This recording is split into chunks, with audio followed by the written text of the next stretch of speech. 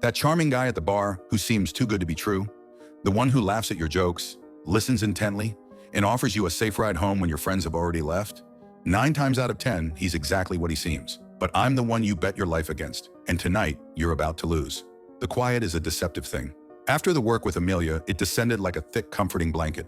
The hum in my skull, the gnawing hunger that had driven me for weeks, was gone. It was replaced by a profound, pristine silence. In that silence, I could function.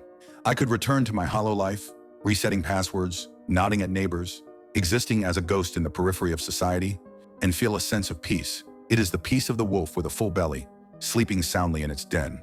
But the wolf always wakes up hungry. It's been 6 months. The peace began to fray at the edges about a month ago. At first it was a low thrum, a background static I could ignore. But it grew day by day into a familiar, demanding siren song. The bliss of the last masterpiece faded, and the sterile white walls of my mind cried out for a new splash of color. The quiet had become an absence. The peace had become a void. It was time to find a new canvas. The hunt is a different kind of art. It is the preparatory sketch before the oil painting. It requires a different mindset. Less frenzy, more focus. I needed a new venue, a new hunting ground. The quiet residential world of Amelia was a specific choice for a specific mood. This time, the hum demanded something different. It wanted noise. It wanted chaos. It wanted a challenge. I chose a place called Ember, one of those obnoxiously trendy nightclubs downtown, where the drinks cost more than your electricity bill, and the music is a relentless, punishing thump that you feel in your teeth. It's a place I despise.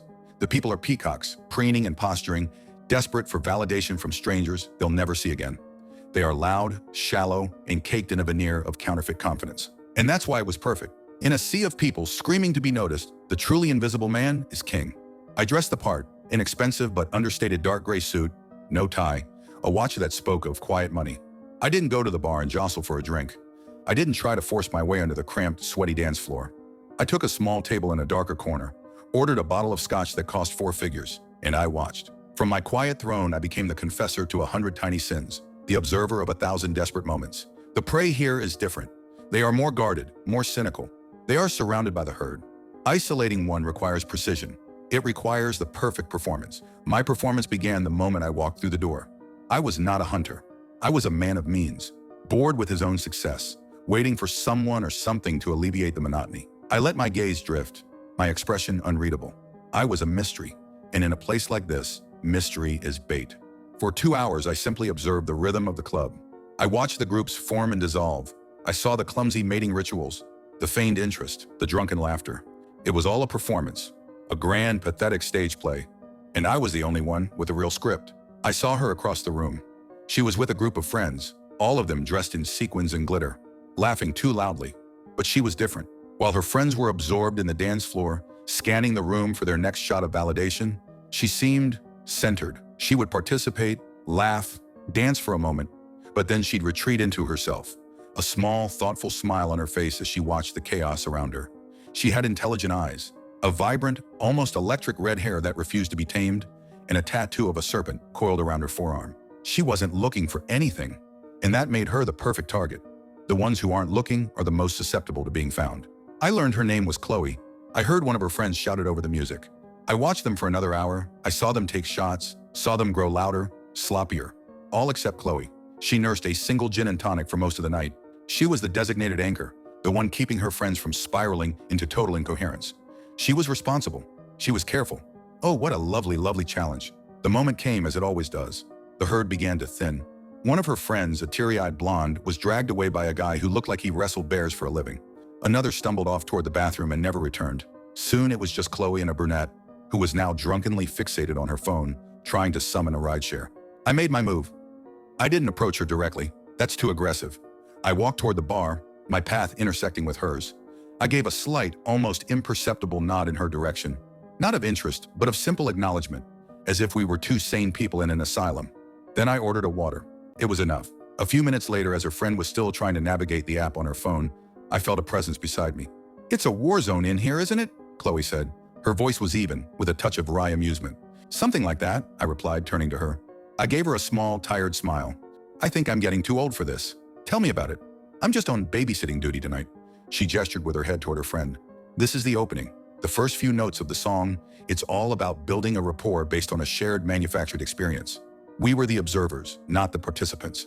We were above this. It's a simple, effective lie. We talked for 15 minutes. I told her I was in finance, that I had to entertain clients here sometimes. I asked her about her serpent tattoo. She told me she was a jewelry designer, that she loved the mythology of Ouroboros, the cycle of destruction and rebirth. It was so beautifully ironic, I almost laughed.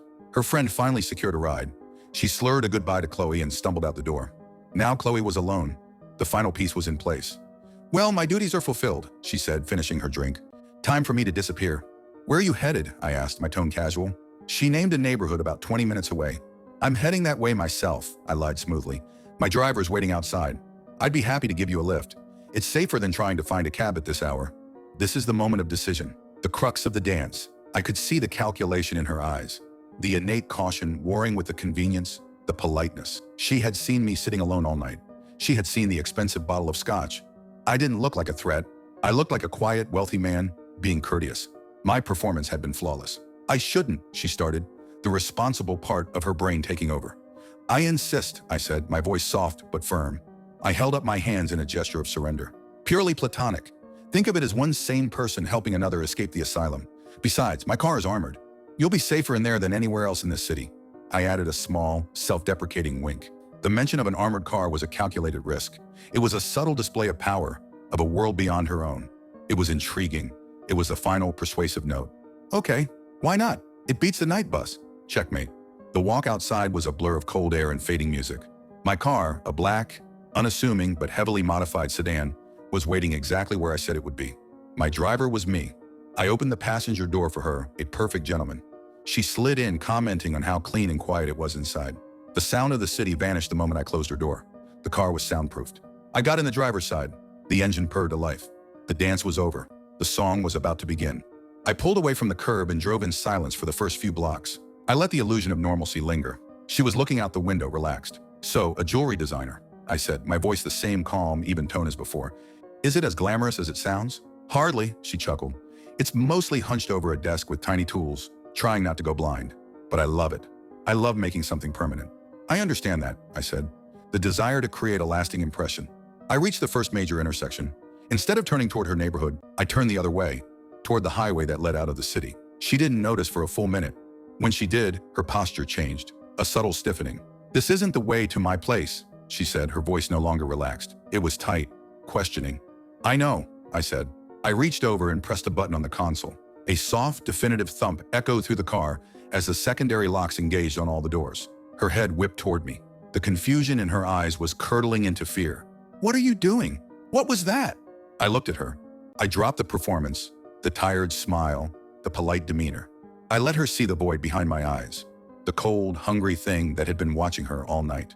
"That was the sound of the world forgetting you exist," I said, my voice flat, devoid of all warmth. Panic flared in her eyes, pure, beautiful panic.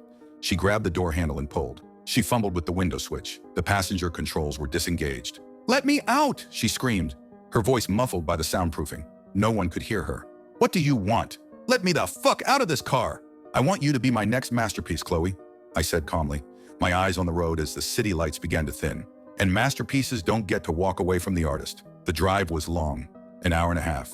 An hour and a half of her terror, which shifted in phases. First there was screaming and crying, desperate pleas and threats. Then came the bargaining, offering me money, her designs, anything. When that failed, a sullen, terrified silence fell. This was my favorite part, the part where they begin to understand, the part where the hope drains away and the cold, hard reality of the situation settles in. I talked to her for most of it. I told her about Amelia, not by name, of course. I spoke of her as my last project. I described the quiet that came after.